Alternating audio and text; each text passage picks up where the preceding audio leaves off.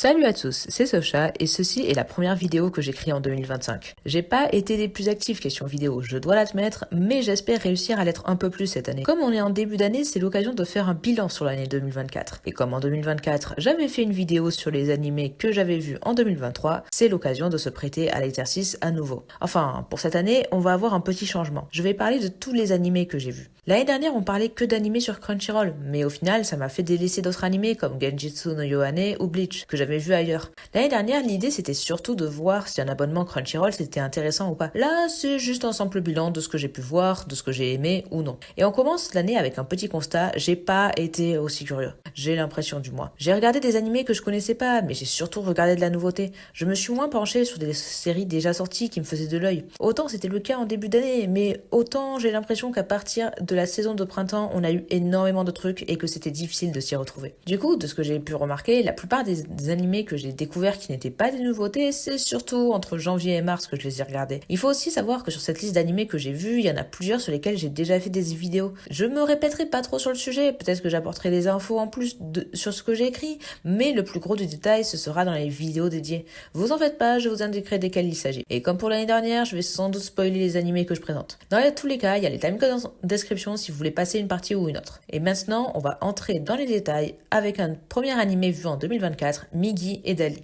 Lui, c'est un animé dont j'avais vu les visuels et je me suis laissé tenter. L'histoire, c'est celle d'un jeune homme nommé Hitori, qui se fait adopter par un couple de vieux qui a toujours voulu avoir un enfant. Ils sont ravis parce que Hitori, c'est vraiment le fils parfait. Il est poli, gentil, correspond à toutes leurs attentes en tant que parent. Sauf que ce qu'ils savent pas, c'est qu'ils ont en réalité adopté deux jumeaux, Migi et Dali. Ces deux-là font semblant d'être une seule et même personne pour s'intégrer à une vie normale et ce dans un seul but, retrouver la personne qui a tué leur mère biologique et se venger. Très bonne surprise que cet animé, je m'attendais pas à autant apprécier. Je m'attendais pas non plus à voir un humour très absurde dans la manière où les jumeaux réfléchissent. Vraiment, il y a l'impression qu'ils sont assez futés et en même temps, pas tant que ça. J'aime aussi comment, en même temps que l'enquête avance, ils apprennent petit à petit à prendre leur indépendance l'un de l'autre. Même s'ils sont toujours ensemble, ils ont des personnalités assez différentes et c'est sympa de voir comment ces personnalités s'expriment en plus de leur faux rôle d'enfant parfait quand ils jouent Hitori. Un animé très cool, je le recommande si jamais vous avez envie de voir quelque chose d'aussi sympa que court. Le premier trimestre de l'année, c'est aussi celui qui a vu une deuxième partie d'animé déjà sortie en 2023 et dans notre cas, on a d'abord Frieren. J'en avais parlé l'année dernière, mais si jamais vous n'avez pas vu la vidéo, c'est l'histoire d'une elfe issue d'un ancien groupe de héros légendaires qui apprend à découvrir ce qu'est la vie après que tous ses compagnons soient décédés ou très vieux. Le deuxième arc de la première saison, c'est celui du diplôme de magie. Dans cet arc, Frieren et Fern, la mage qui l'accompagne, essayent de passer cet examen et se retrouvent en concurrence avec d'autres mages comme elle. C'est toujours très sympa à voir et j'ai passé un très bon moment. Même si je dois l'avouer, j'ai trouvé un peu dommage qu'on voit presque pas Stark. Les scènes de combat sont toujours aussi sublimes. Vraiment, je suis toujours surpris de voir à quel point ils se sont investis dedans parce qu'au final, c'est pas forcément à ça que tu t'attends quand tu penses au pitch de Frieren.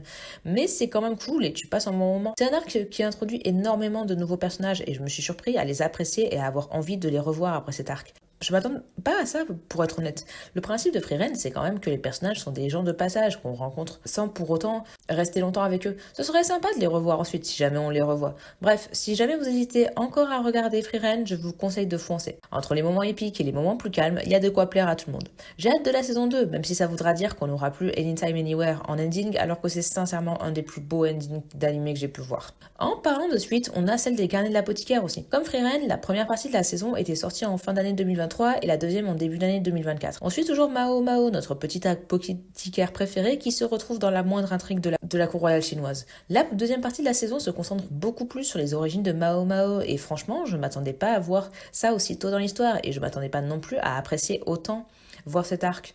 Je sais toujours pas quoi penser du personnage de Lacan. J'aime bien comment ils ont représenté sa prosopagnosie et en même temps, je sais pas trop si j'aime le personnage. Un autre truc qui m'a un peu bloqué, c'est que j'ai du mal à comprendre le passage du temps. J'ai l'impression que la temporalité dans cet animé est super rapide, notamment avec Byakuyo qui a son premier enfant en début de la série et qui est enceinte à nouveau.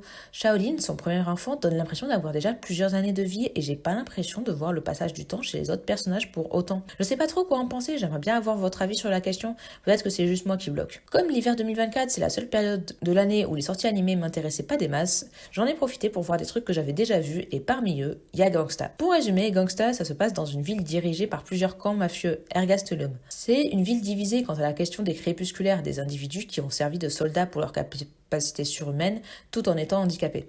Il y a pas mal de gens qui veulent les voir disparaître et d'autres qui défendre leurs droits. Au milieu de tout ça, on a 2 hommes à tout faire, Warwick et Nicholas. Ils bossent pour les différents camps de la ville. L'un de ces hommes est d'ailleurs un crépusculaire. Lors d'une mission, le duo sauve Alex, une travailleuse du sexe, de son proxénète et à partir du moment où elle rejoint leur agence de mercenaires, on a pas mal de trucs assez bizarres qui se passent et qui menaceraient la paix à Ergastolum. Gangsta, c'est vieux comme animé. J'arrive pas à croire ce que je suis en train de dire, mais je crois que c'est sorti il y a presque 10 ans. De base, j'étais très fan du manga et j'avais beaucoup aimé l'animé, mais je m'étais jamais fait l'exercice de le revoir une fois adulte. Perso, j'ai bien aimé ma redécouverte. Les persos sont très cool et très attachants. Les liens entre Alex et les personnages principaux sont vraiment intéressants à suivre. Et même si plus jeune, c'était surtout la relation Alex-Warwick qui m'intéressait, maintenant, c'est plutôt la relation Alex-Nicholas qui me plaît. Comme quand j'étais ado, j'aime toujours les persos secondaires comme Nina, Delico et Marco. L'intrigue me plaît toujours autant et on a bien envie de découvrir toutes les machinations faites par les chefs de clan. Par contre, un truc que j'avais vraiment oublié et qui m'a marqué quand je l'ai revu, c'est à quel point l'action va vite. 7 tomes en 12 épisodes, c'est beaucoup trop rapide et clairement, on a à peine le temps de suivre et de comprendre ce qu'il se passe, que de nouveaux éléments d'intrigue viennent s'ajouter à tout ça. Je me souviens qu'en vrai, quand j'étais ado, j'avais du mal à suivre certains éléments d'histoire et maintenant, je comprends que c'était pas juste à cause du fait qu'un tome sortait par an, voire plus longtemps. Il y a 2 personnages, Daniel Monroe et Ivan Glaziev, qui à mes yeux ont vraiment la même tronche. Sauf qu'il y en a un des deux qui infiltre le clan dont l'autre est le chef et qui finit par trahir le clan qui a été infiltré. Et du coup, il y avait plein de moments où je me suis dit « Waouh, Delico et Yang, ils se font trahir par leur chef, qui les a comme élevés, c'est dingue !» Alors qu'au final, pas du tout.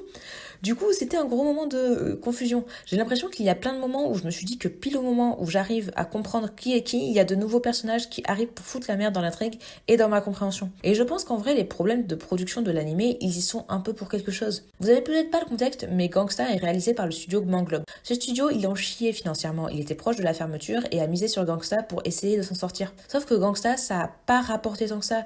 Et depuis, le studio a fait faillite. J'avoue que j'aimerais beaucoup voir un remake de l'animé avec une meilleure qualité qui pourrait adapter toute l'œuvre. Mais en vrai, je m'attends pas à grand chose. Un autre truc à savoir sur Gangsta, c'est que Kosuke, l'autrice du manga, a de très gros problèmes de santé qui font qu'elle peut pas des masses dessiner. De souvenir, elle a un gros souci à l'un des yeux et j'avais vu passer des interviews où elle parlait de logiciels de dessin qui l'avaient aidé à dessiner de manière plus accessible, mais je connais pas tous les détails. Dans tous les cas, il faut lui laisser le temps de faire son œuvre sans lui mettre la pression. Même si mon pessimisme aide pas forcément à avoir envie de découvrir, je vous conseille quand même d'aller jeter un œil à Gangsta parce que ça reste un manga que j'ai beaucoup aimé découvrir. Pour ce qui est de l'animé suivant, je l'ai commencé parce qu'on m'avait dit du bien et que la 3e saison commençait en 2024. Je me suis dit, c'est l'occasion de rattraper mon retard en attendant que la sortie de la saison 3. Et cet animé, c'est Eurocamp. De quoi ça parle exactement? C'est l'histoire de Rin, une jeune campeuse solitaire qui a pris l'habitude d'aller camper en solo. Sauf que lors d'une de ses escapades camping, elle rencontre Nadeshiko, une fille de son âge qui s'est endormie sans même savoir où elle se trouvait. Elle lui vient en aide et Nadeshiko a un déclic. Elle a envie de faire du camping elle aussi. Petit à petit, elle s'inscrit dans le club de camping de son lycée et va découvrir cet univers aux côtés de Rin et des membres de son club. Rin, elle, va apprendre ce qu'est le camping à plusieurs. En vrai, j'ai fait un résumé normal, mais j'aurais juste pu dire c'est des meufs mimes qui font du camping et c'est tout. Parce que c'est pas un animé où il se passe grand chose, sauf que c'est hyper apaisant. T'as envie d'aller faire du camping avec elle et de partager un petit repas autour du feu. Genre vraiment, le camping, ça m'a jamais trop intéressé, mais là, j'avais envie d'en faire avec les filles. C'est un animé très détente, sans prise de tête. On s'attache très vite aux personnages et on prend plaisir à suivre une Nadeshiko qui découvre un nouveau monde et une Rin qui s'ouvre aux autres. Vraiment, si vous cherchez un petit animé doudou pour vous faire du bien quand vous avez un coup de barre, c'est l'animé parfait. Faut juste avoir mangé avant parce que les trucs qu'elle cuisine, ça donne vraiment faim. Et parce que les animés tranches de vie avec des filles aux cheveux roses, c'est toujours cool, j'ai aussi vu Bocchi the Rock. J'en avais entendu parler depuis un moment de cet animé. Surtout pendant l'année de sa sortie parce qu'il avait fait beaucoup de bruit comme étant la meilleure tranche de vie de l'année. De quoi ça parle? En gros, on suit Bocchi, une jeune fille qui adore la guitare et qui rêve de faire partie d'un groupe de rock. Le problème, c'est qu'elle est extrêmement anxieuse. Impossible pour elle d'approcher qui que ce soit.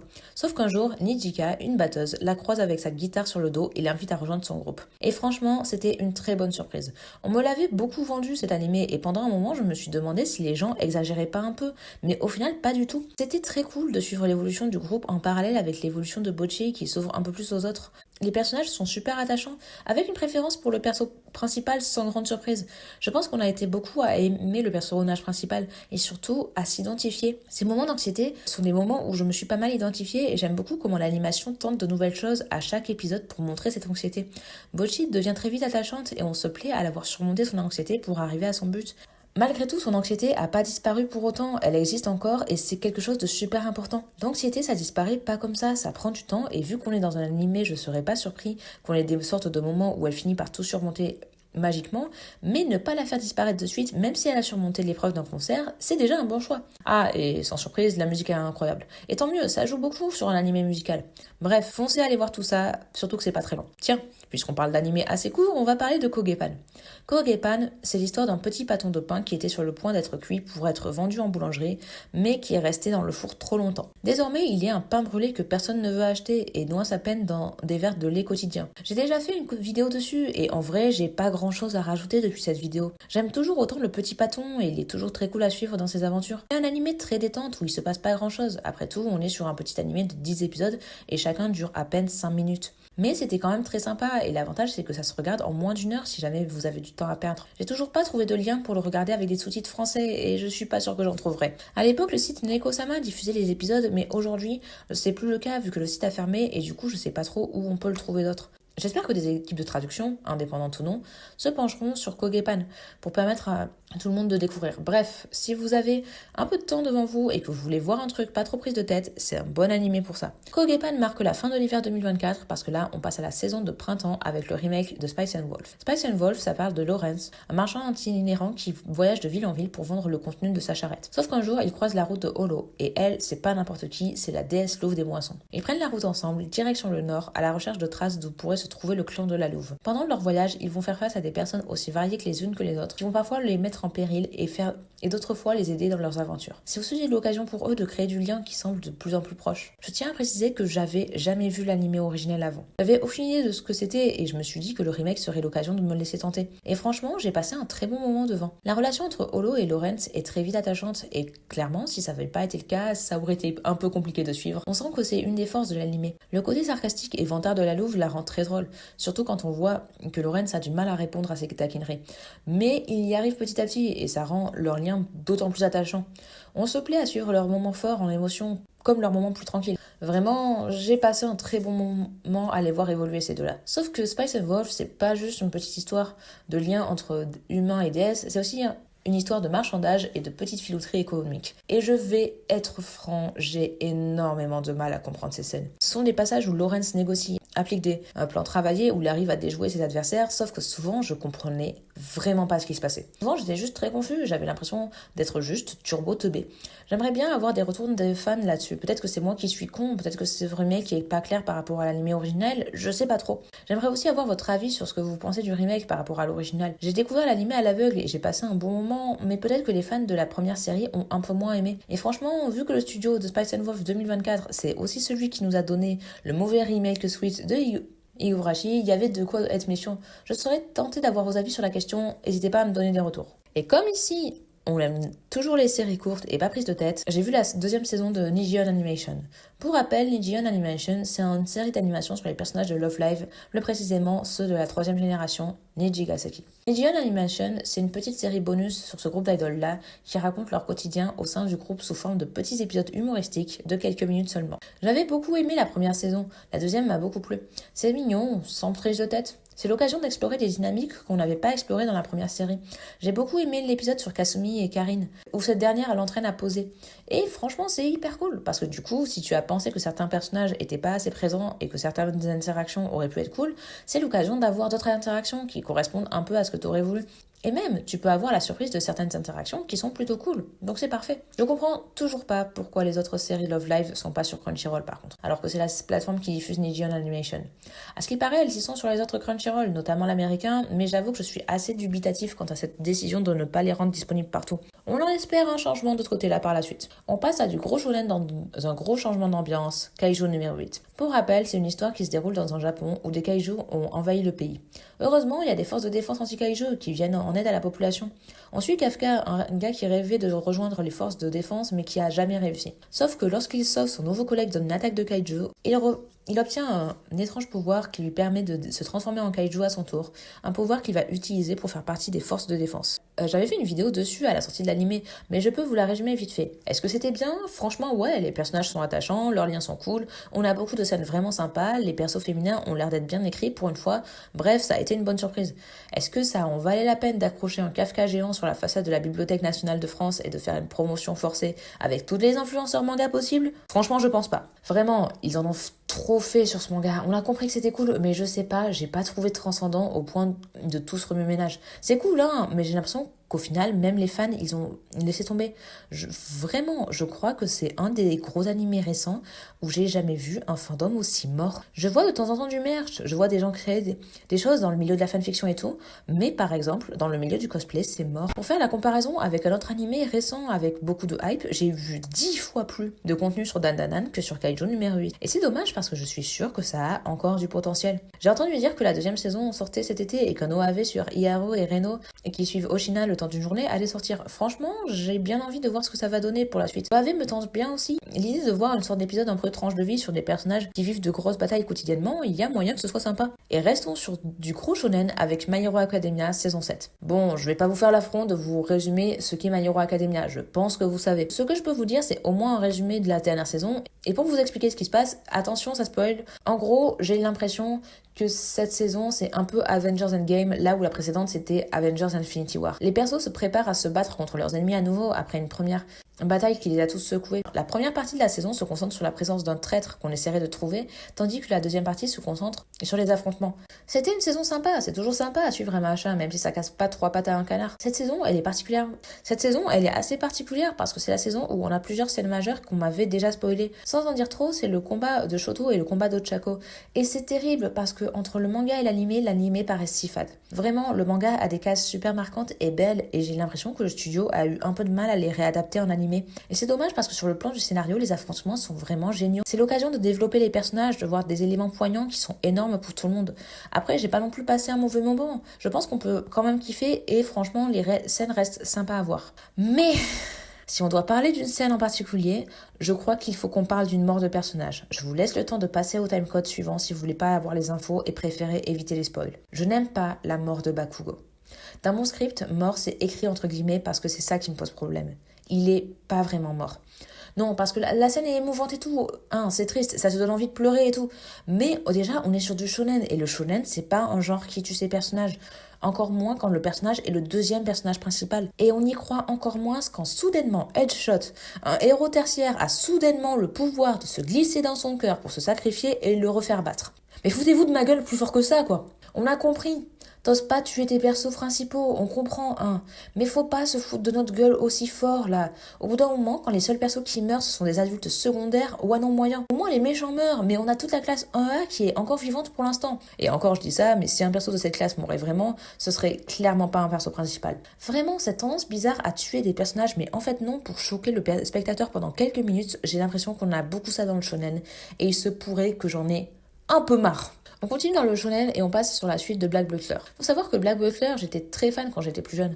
Vraiment, les aventures de ce petit noble et de son majordome, qui est en fait un démon, j'avais adoré. Sauf que j'ai lâché pendant un long moment et que j'avais pas continué après l'arc du cirque. Avec l'annonce de l'arc sur l'école, je me suis dit que c'était l'occasion de rattraper mon retard. Et franchement, j'apprécie toujours autant après toutes ces années. Je suis content que l'animé ait repris et qu'après tout ce temps, on ait une suite parce que c'est quand même sympa à voir. Je sais que beaucoup de gens ont eu beaucoup de mal avec le style graphique, mais en vrai, ça va.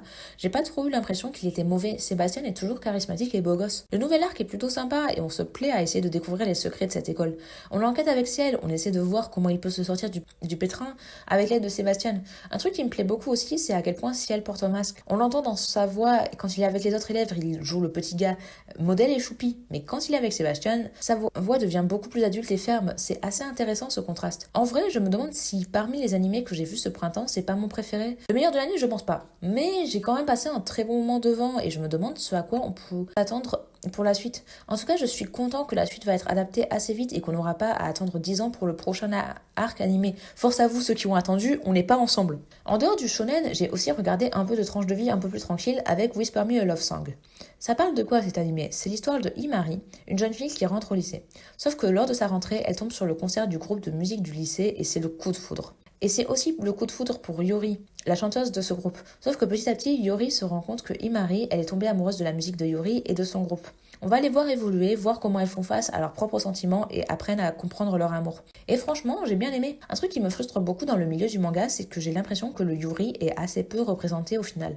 Il suffit d'aller en librairie pour le voir. J'habite dans une ville où se trouve l'une des plus grandes librairies manga de France et le rayon Yaoi Yuri, c'est pas fameux. Autant pour le Yaoi, on a 3 bibliothèques de remplies, mais pour le Yuri, on n'a qu'une demi-bibliothèque composée majoritairement de séries, quasiment aucun one-shot. Et ça me frustre parce que j'ai envie d'en découvrir du Yuri. Le concept de Whisper Me a Love Song me plaisait bien, alors autant en profiter pour jeter un œil. Et je suis pas déçue. J'ai beaucoup aimé suivre. La romance est le sujet principal de l'œuvre, mais on sent qu'il n'y a pas que ça, et c'est quelque chose qui me plaît bien. C'est notamment pour ça que j'ai beaucoup aimé le deuxième arc, celui avec Shiori et le groupe rival. On se concentre sur les sentiments des personnages, notamment Shiori et Aki, deux personnages secondaires, mais on reste centré sur Imare et Yori, et comment elles voient toute cette situation. J'aime bien aussi un peu comment leur personnalité se complète. Imare, elle a un petit côté Golden Retriever, et Yori, c'est plutôt le chat cool et stylé. Les persos secondaires sont aussi assez intéressants, dont Aki et Shiori, dont je parlais plus tôt. Bref, une très bonne surprise, et j'ai bien envie de voir la suite. S'il y a une suite.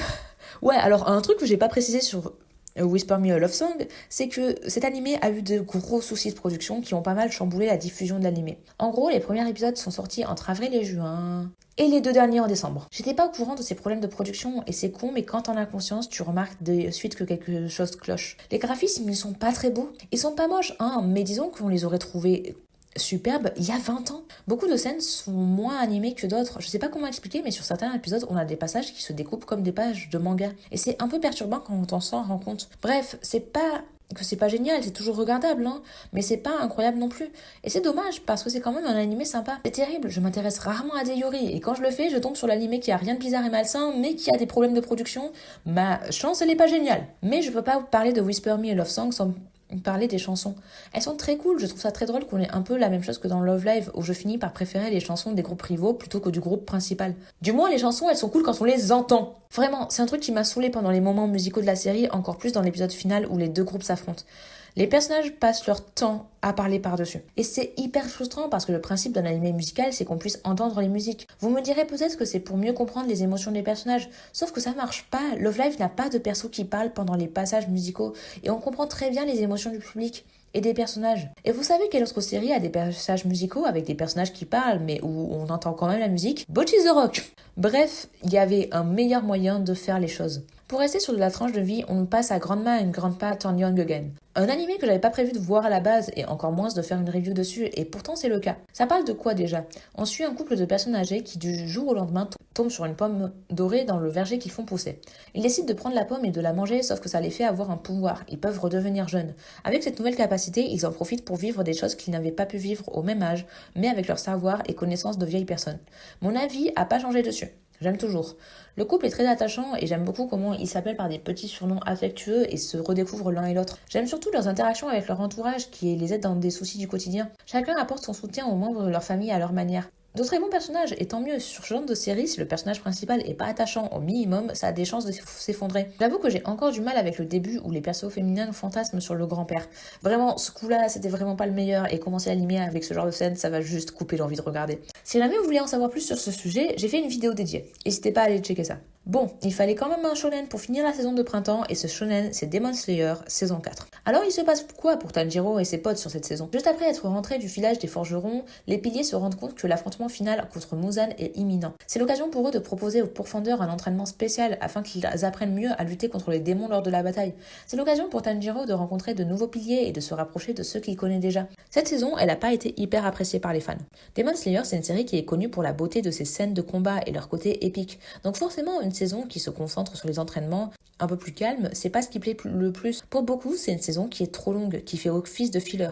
Et laissez-moi vous dire une chose, pour moi, c'est le contraire. La saison est trop courte. Je considère qu'on aurait dû avoir un épisode par pilier pour mieux développer les liens avec Tanjiro parce que ça va beaucoup trop vite. Tanjiro et Kanao ne se croisent pas de toute la saison. Les interactions sont assez courtes selon les entraînements.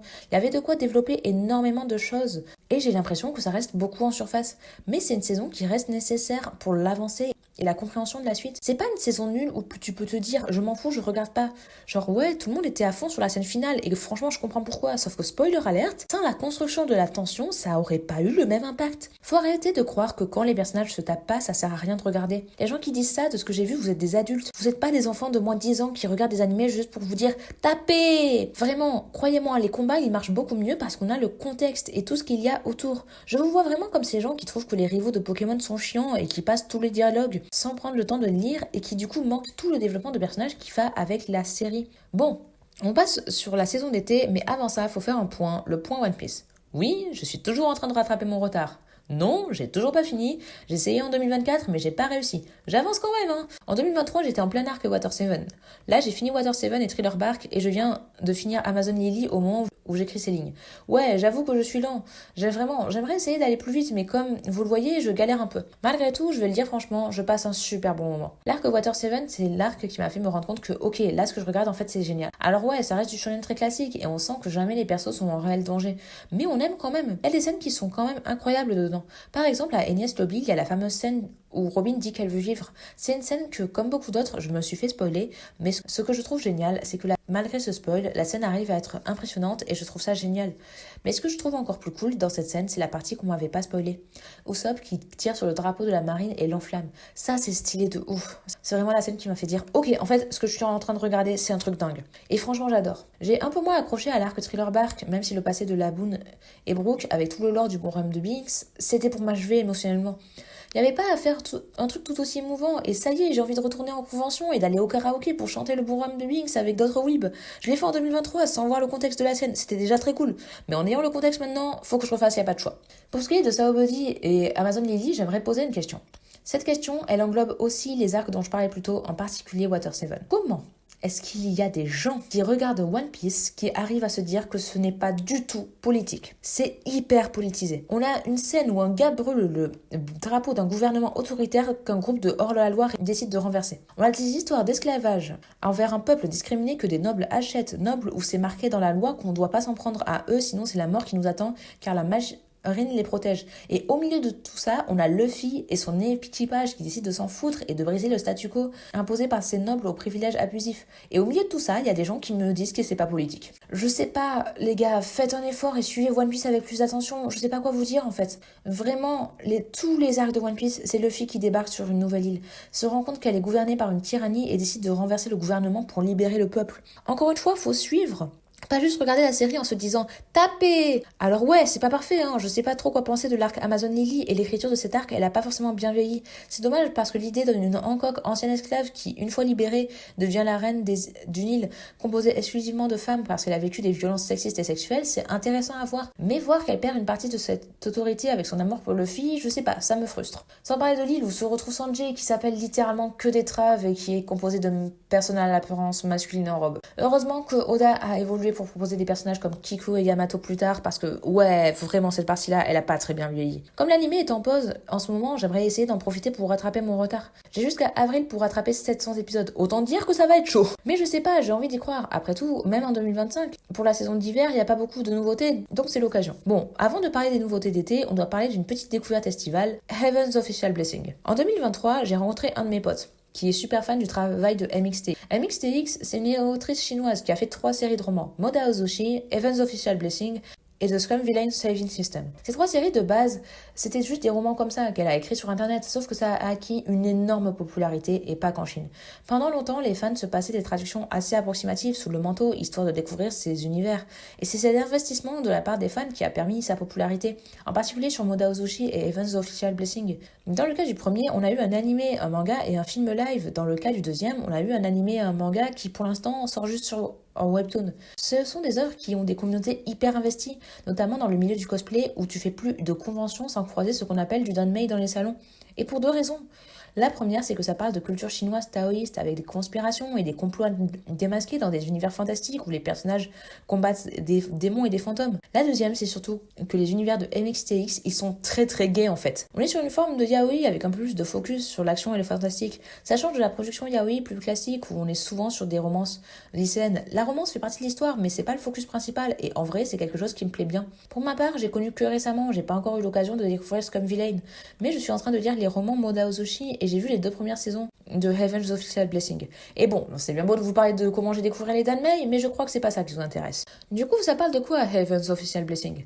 En soi, c'est un peu compliqué à expliquer. En gros, c'est l'histoire de Xilian, un ancien prince tellement aimé et respecté de son vivant qu'il a réussi à accéder au paradis une fois mort. Sauf qu'il en a été banni et a réussi à refaire son ascension jusqu'au paradis à nouveau, au moins 3 fois. Bon, il n'est pas trop respecté et vu comme une sorte de dieu de pacotille. Lors de sa première tâche après sa nouvelle ascension, il fait la rencontre d'un homme mystérieux du nom de Sanlang, qui semble particulièrement intéressé par Xilian et qui semble le connaître depuis bien longtemps. Au-delà du début de tension ambiguë qui s'installe petit à petit entre les personnages, c'est franchement très sympa à voir, et ce dans les moindres recoins. Je pensais pas voir une animation qui serait aussi jolie. Vraiment, j'ai été surpris de voir que c'était aussi beau.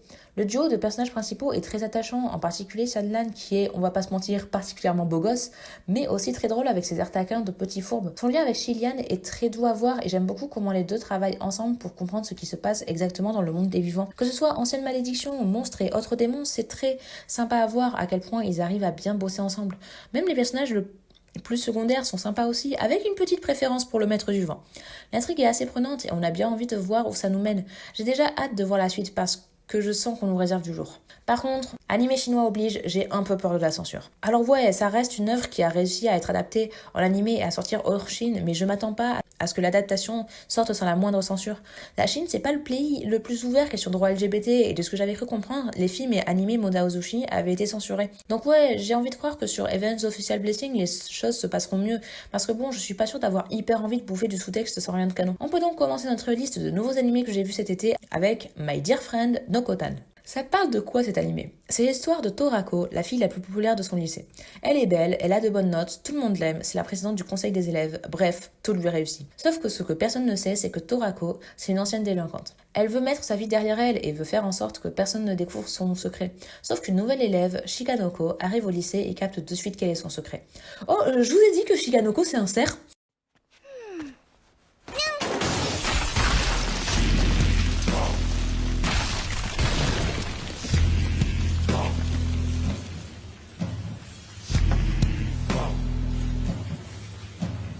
Ouais, parce que c'est ça la force de My Dear Friend no Kotan. Je pensais pas m'y intéresser, puis j'ai vu un trailer et j'ai su que ça allait me plaire. Pourquoi? L'humour de cet animé est hyper absurde. C'est le genre d'humour où on se dit what the fuck, ça n'a aucun sens, mais ça marche toujours. Ça me fait un peu penser à Nishijo dans le même style d'humour absurde qui a aucun sens. Et ce qui marche, c'est que les événements qui s'y passent n'ont aucun sens et que Torako pense aussi que rien n'a de sens, mais on est les seuls à penser comme ça. Par exemple, à quel point le corps de Shikanoko est chelou, elle peut s'arracher les bois et cache des biscuits pour serrer dans sa tête. On a un épisode qui se finit sur du suspense, où Torako parle de son ami et tout le monde lui dit « Mais c'est qui Shikanoko ?» Comme si tout le monde avait oublié son existence, sauf Torako. Sauf qu'à l'épisode suivant, tout est normal et Torako s'en rend compte, elle réagit en se posant des questions. Mais l'animé est là pour lui donner tort, notamment le narrateur. Le personnage du narrateur est très drôle aussi, c'est juste une voix qui raconte l'action, mais qui la commente aussi, et qui reste dans cet absurde. Vraiment, si vous aimez l'humour absurde où rien n'a de sens, je suis certain que vous allez adorer. Cependant, il faut qu'on parle du personnage d'Anko. Parce que ça me fait quand même un peu tiquer là. Le personnage d'Anko, c'est la petite sœur de Torako et c'est une parodie de yandere obsessionnelle qui est prête à tuer et à faire du mal pour l'amour. Et l'amour de qui? Celui de sa sœur. L'animé le traite avec humour, rien n'est canon et c'est toujours fait de manière à rire, mais je sais pas, même sur le plan de l'humour, j'avoue que j'ai de plus en plus de mal à voir des thématiques autour de l'inceste dans des animés. Surtout quand c'est normalisé et ou traité avec humour. Vraiment, je sais même pas s'il y a ne serait-ce qu'un seul animé qui parle de ça comme de quelque chose de grave et malsain, du moins entre frères et sœurs, entre adultes et enfants, je sais que ça a déjà été abordé.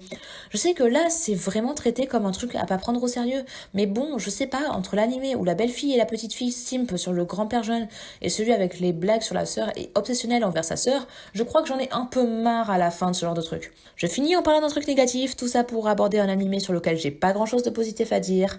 Fairy Tail, la quête de 100 ans. Bon. Comment dire? J'ai déjà fait une vidéo de 1 heure qui m'a fait péter mon crâne autant que la série elle-même. Je pense pas répéter ce que j'ai dit dans la vidéo sur les problèmes de fanservice et le manque d'enjeux flagrants. Mais dans cette précédente vidéo, j'ai surtout parlé des 13 premiers épisodes de cette nouvelle série alors qu'il y en avait d'autres. J'ai fini par regarder la fin de la première saison. Croyez-moi, moi non plus je sais pas pourquoi. Sans grande surprise, les choses s'améliorent absolument pas. Ce que je reproche à Fairy Tail est toujours présent. Le fanservice toujours dans l'abus, c'est toujours là. Des personnages stylés tournés en ridicule pour le fanservice, ça aussi c'est là. Des combats qui donnent pas l'impression qu'on affronte des ennemis puissants, temps, c'est aussi le cas. Cette saison, elle m'a fait me rendre compte d'à quel point les combats sont affreusement courts dans la série. Je crois que l'arc contre Aldron, le dragon de bois, dure même pas 10 épisodes. En fait, on est sur une saison de 25 épisodes, il y a déjà 2 dragons de vaincus et un troisième où c'est un peu le cas, mais qu'on va quand même revoir. Et quand au même moment, tu regardes One Piece où chaque arc dure presque 100 épisodes, Fairy Tail donne très facilement l'impression que ça cède à la facilité. Encore une fois, on est sur la quête de 100 ans, le plus gros défi auquel les personnages font face, et j'ai l'impression qu'ils auront eu beaucoup plus de mal contre des ennemis moins importants que ça. Les relations entre les personnages, bon, j'avoue, ça évolue quand même un peu. Grey et Jubia, on a enfin quelque chose. Jelal, ça commence à venir, et Natsu et Lucy, disons que c'est difficile à aborder sans s'énerver. Parce qu'en vrai, quand on regarde Natsu et Lucy et qu'on voit comment tout le monde les imagine en couple, on pourrait se dire que ouais, c'est dommage de faire d'eux un couple, et qu'ils fonctionneraient très bien en meilleurs amis, comme des frères et sœurs. Et en vrai, j'aime bien l'idée en soi, c'est pas mal. On a besoin de plus d'amitié homme-femme dans la fiction. Sauf que déjà, 1. Erza remplit déjà ce rôle de grande sœur pour Grey et Natsu. 2. Si c'était des personnages ayant une forme d'amitié, on n'aurait pas autant de scènes où elle se retrouve nue et touchée par lui. Et enfin 3, on a le plus important. Ce que j'ai pas dit en parlant de l'épisode de Fairy Tail, celui où le groupe principal visite une version alternative de la guilde, mais composée que d'artistes, c'est que les Natsu et Lucy de cette guilde sont en couple. Un peu plus tard dans la série, le groupe principal retourne à Edolas et retourne voir la version alternative de Fairy Tail. C'est là qu'on apprend que les Natsu et Lucy d'Edolas sont en couple et ont une fille nommée Nasha, tout comme les Grey et Jubia d'Edolas qui ont un fils nommé Kreijo. Et ces versions alternatives, elles veulent dire une chose. Hiro Mashima sait que des gens veulent voir Natsu et Lucy en couple. Il le sait, mais il fait languir tout le monde en attendant. Peut-être que j'exagère, mais j'ai vraiment la sensation qu'il sait que les fans ne veulent que ça et qu'il faut trouver un moyen de les faire rester pour voir une série qui est de moins en moins bien. Genre vraiment, quand le fils de Grey et Jubia, son nom, c'est le nom de leur ship, c'est pas hyper travaillé. L'animation aussi est toujours pas dingue. Il y a une scène hyper stylée où Lucy invoque tous ses esprits, sauf que le plan, les représentant tous ensemble, est affreux. Il y a plein de détails pas très bien dessinés, et pour une scène censée être badass, c'est vraiment dommage. Et ce qui est toujours dommage, c'est qu'il y a quand même de bonnes idées. Grey affronte une ennemie qui le plonge dans un rêve où il a tout ce qu'il voudrait, enterré de tous ceux qui le rendent heureux, mort comme vivant. Et c'est un moment assez intéressant, parce qu'il sait que c'est ce dont il rêve, mais il doit abandonner ce rêve, parce qu'il sait que c'est pas la réalité, et que dans la réalité, il se passe quelque chose qui fait qu'il doit absolument agir au plus vite. Et le concept est trop cool, ça me plaît vraiment comme idée. Sauf que bon, c'est aussi le concept de mes 2 hyperfixations jeux vidéo les plus récentes, c'est-à-dire Persona 5 Royal et Omori. Et disons que c'est beaucoup mieux abordé, notamment parce que ça dure beaucoup plus longtemps. Bref, j'ai envie de fermer le chapitre Fairy Tail, il a déjà duré bien trop longtemps. Encore une fois, je sais toujours pas si je regarderai cette 2e saison d'animé. Je pense que je devrais, mais je pense aussi que je devrais passer à autre chose avec ce manga de malheur. De toute façon, si je décide de continuer, vous en entendrez parler dans mes vidéos. Comme je disais dans ma vidéo Fairy Tail, le studio derrière cette suite s'occupe aussi d'un autre animé que j'ai regardé cette année, Delico's Nursery. Ça parle de quoi ? En gros, ça se passe dans une société vampirique où récemment des meurtres ont été commis. Ça inquiète les plus hautes instances de cette société qui souhaitent engager Dali Delico, le chef de la plus prestigieuse famille vampirique, pour résoudre l'affaire. Sauf que Dali, il dit non pour une raison. Il doit s'occuper de ses enfants de 6 ans et quelques mois à peine. Autant dire que ça ne plaît pas trop à Gérard, Enrique et Dino, 3 autres vampires qui lui proposent un marché. Tous les 4, ils vont conjuguer travail et vie de famille. Sauf que bon, autant il y en a un pour lequel ils sont doués, autant pour le deuxième c'est un peu plus compliqué que ça. Et franchement, c'était une très bonne découverte. L'histoire était très sympa à voir et c'est intéressant de voir leur lutte intérieure pour réussir à mieux élever leurs enfants. On sent qu'en tant que parents, ils ont encore beaucoup à apprendre. J'aime bien le fait que ce soit à la fois des choses au sujet d'une parentalité classique, mais aussi des choses plus spécifiques à leur nature de vampire, aussi présentes chez les enfants. On a des trucs classiques comme grandir trop vite ou devoir être un grand frère responsable, qui sont adaptés à cet univers vampirique. Et au final, l'enquête est vraiment sympa aussi. J'aime beaucoup les personnages, que ce soit du côté des gentils et des méchants, si on peut dire ça comme ça. Graphiquement, par contre, c'est un peu particulier. Le design des personnages est très cool, ça y a rien à redire. Petite préférence pour Catalina qui est clairement pas satisfaite avec son design très cuir codé. On arrive à identifier tout le monde, les persos sont tous très reconnaissables. Sauf que bon, dans ma vidéo sur Fairy Tail, je parlais du fait que les 2 animés étaient animés par le même studio et que graphiquement, on sentait que ça avait été le rush. Et autant c'est pas aussi flagrant sur Delico's Nursery parce que l'animé a sa propre identité marquée sur le plan graphique, autant petit à petit on commence à s'en rendre compte.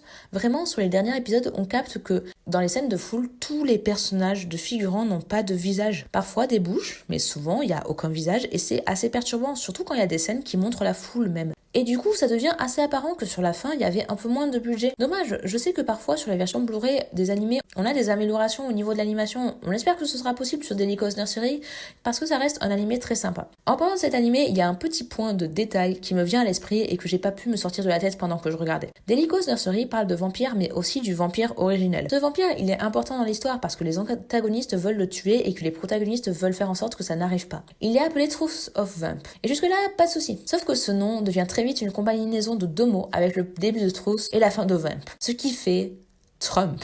Et croyez-moi, c'est très perturbant. Ça le devient d'autant plus quand les personnages parlent de lui en disant des trucs comme quoi il faut l'éliminer, qu'il faut le protéger ou des trucs dans le style.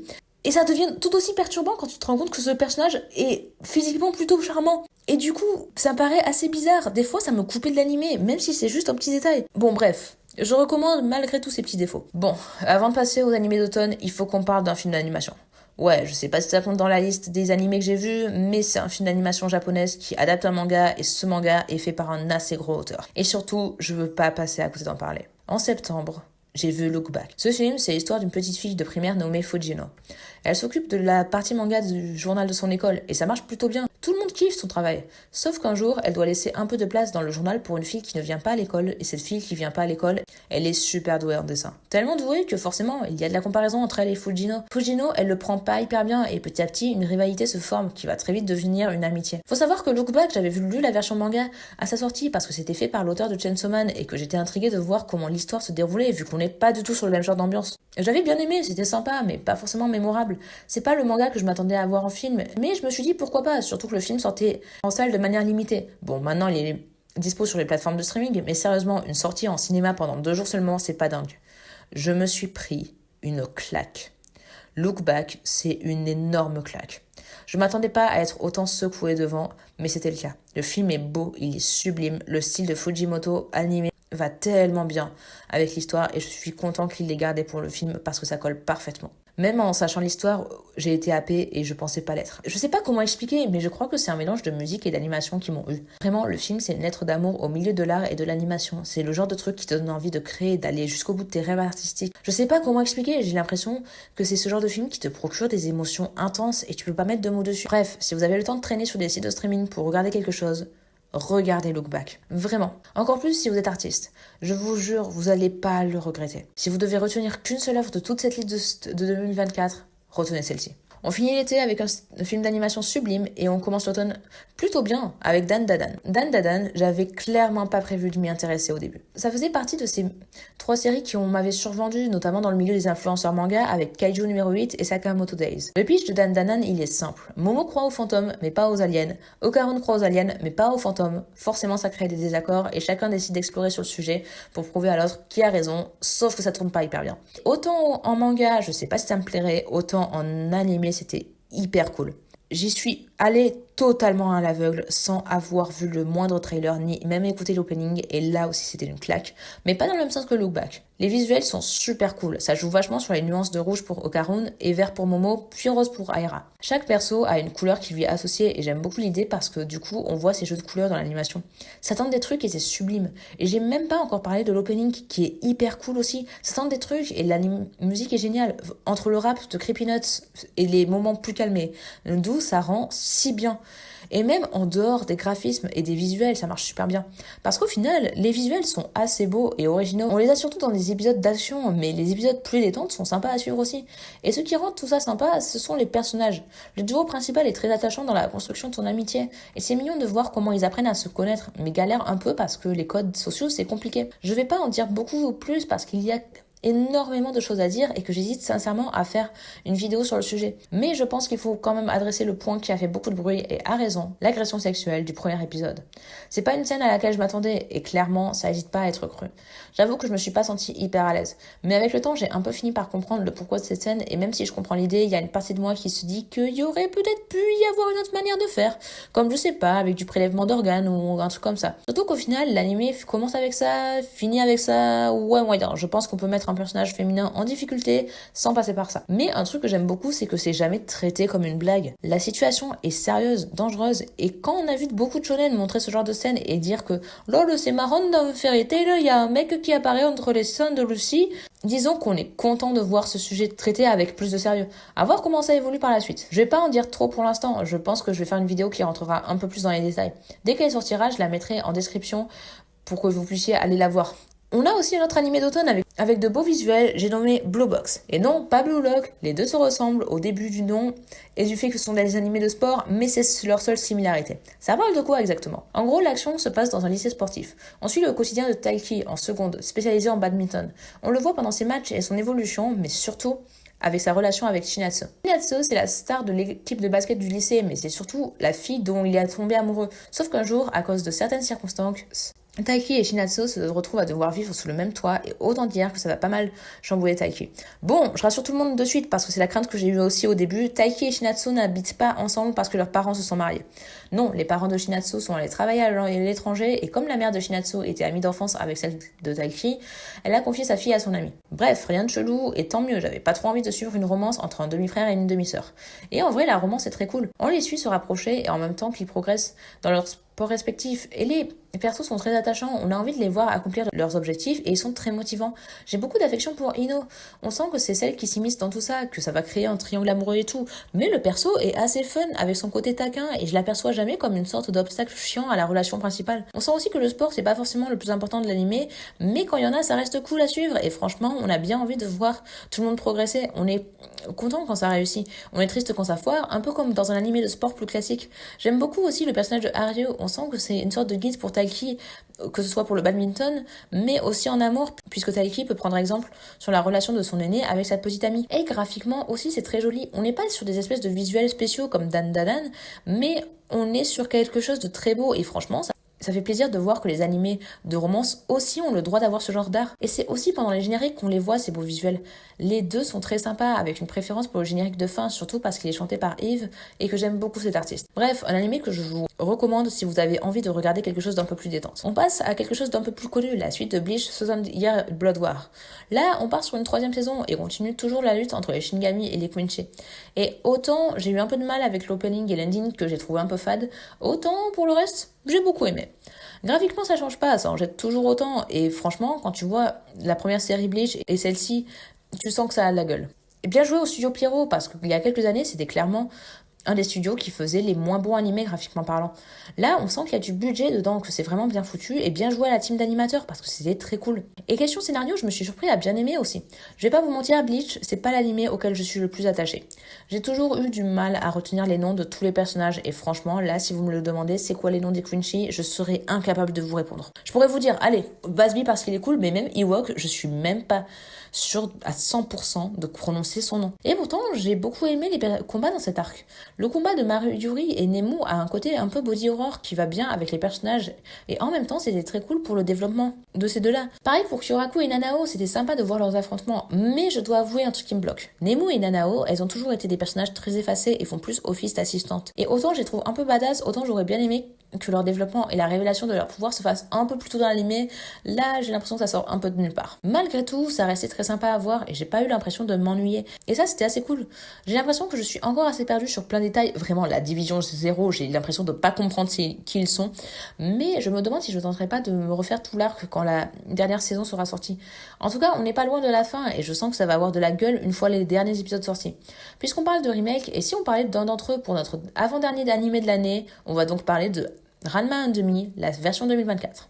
Ranma 1/2, ça parle de quoi exactement? En gros, on a un jour Ranma et son père qui débarquent au dojo Tendo, dont le chef de famille est ami avec le père de Ranma. Les deux pères se retrouvent pour une raison et pas des moindres. Ils veulent faire des fiançailles arrangées pour Ranma et Akane, la fille Benjamin des Tendo. Les deux ont clairement pas envie, ils veulent épouser qui ils veulent et ils s'apprécient pas. On ajoute à tout ça que Ranma a une particularité spéciale. Après avoir plongé dans un lac magique, il a désormais la faculté de se transformer en fille dès qu'il est au contact de l'eau. Faut savoir que Ranma 1/2, c'est un vieux classique. Vraiment, la version originale, ça date de l'époque Club Dorothée. Perso, j'avais pas trop eu envie de commenter cette œuvre avant. Le style graphique me plaisait bien et je savais que le personnage de Ranma avait eu beaucoup d'impact sur des personnes trans qui se sont découvertes grâce à lui. C'est le remake qui m'a fait dire que c'était l'occasion de découvrir et de tenter, parce que pourquoi pas après tout, c'est un classique. Et franchement, bonne surprise, je me suis plu à regarder cette petite comédie romantique. Bon, on n'est pas dupes, on sait que Ranma et Akane finiront ensemble à la fin de la série, mais c'est quand même très plaisant de les voir autant s'apprécier que se détester. Ils ont leur caractère bien trempé et n'hésitent pas à être francs. S'il y a un truc qu'ils n'aiment pas chez l'autre, ils vont le dire. Mais ils sont un peu moins francs sur l'appréciation qu'ils ont l'un pour l'autre, et cette espèce de timidité qu'ils peuvent avoir fait un contraste vraiment sympa. Dans de ces deux-là, le cast est plutôt cool. J'aime beaucoup Nabiki, la grande sœur un peu taquine de Akane. On sent que les personnages sont assez hauts en couleur et très exagérés dans leur comportement. Parfois, tu te dis what the fuck, c'est quoi ce perso? Et c'est assez marrant parce qu'au final, ce genre de personnage, c'est un type de personnage qu'on voit souvent dans du shonen. On serait pas surpris de voir un Vegeta dans Dragon Ball, mais dans un univers comme Ranma and Demi qui a instaurer dès le début cette atmosphère tranquille de lycée et de vie quotidienne, des adversaires comme ça crée un petit décalage. Mais le décalage marche toujours au final. J'ai pas eu de moment où ça m'a sorti de l'animé. Graphiquement aussi, c'est plutôt pas mal. Le style correspond bien au personnage, il est très facilement reconnaissable, et j'ai l'impression qu'on a un style un peu cartoonesque qui me plaît beaucoup. Même si l'animé est pas autant centré sur du combat que l'animé shonen classique, les scènes d'action sont quand même bien foutues. Et en vrai, j'avoue que j'avais un peu d'appréhension à ce sujet, parce que c'est le studio MAPPA qui s'occupe de l'animé. Pour rappel, le studio MAPPA, c'est un très beau studio, mais beaucoup considèrent qu'il s'est perdu en cours de route. En gros, le studio a racheté les droits d'énormément de grosses licences shonen récentes. On peut citer Jujutsu Kaisen, l'Attaque des Titans, mais aussi Chainsaw Man. Le problème, c'est que ce sont des grosses licences sur lesquelles les animateurs travaillent avec un rythme inhumain pour eux, et ça se voit dans l'animation qui finit par perdre en qualité. Pour Ranma and Demi, j'ai été surpris de voir qu'elle avait une plutôt bonne tête. J'avais pas eu de moment où je me suis dit ouais non là c'est moche. J'espère que le studio continuera sur cette lancée et qu'il arrêtera de réduire ses employés en esclavage pour produire du gros shonen. Qui sait, un jour on aura peut-être dû ouvrir en Ice le film. Oui je sais, ça fait 10 ans qu'on attend, oui je sais que le studio MAPPA a annoncé que c'était plus dans leur plan, mais laissez-moi y croire encore. Et pour terminer cette année 2024, on a une de mes licences préférées d'animé, Love Live, avec Love Live Superstar saison 3. Ouais, ça a été une grosse année Love Live entre les productions centrées sur Nijigasaki et celles sur Liela. Mais après avoir parlé de la première pour Nijian Animation, on parle de la deuxième pour la dernière saison de Love Live Superstar. Je vais pas mentir, je m'attendais à pas grand chose de cette saison, surtout que j'avais pas trop aimé la fin de la précédente. Mais elle a été plutôt surprenante. Je sais pas si c'est ma préférée des trois, mais en tout cas, il y a eu énormément de choses qui m'ont plu. Que ce soit développement de personnages, histoire, bref, la série a tenté des trucs vraiment intéressants et je suis contente de ça. Parce qu'au final, la première saison, j'avais pas du tout aimé à cause du côté répétitif avec les premières séries.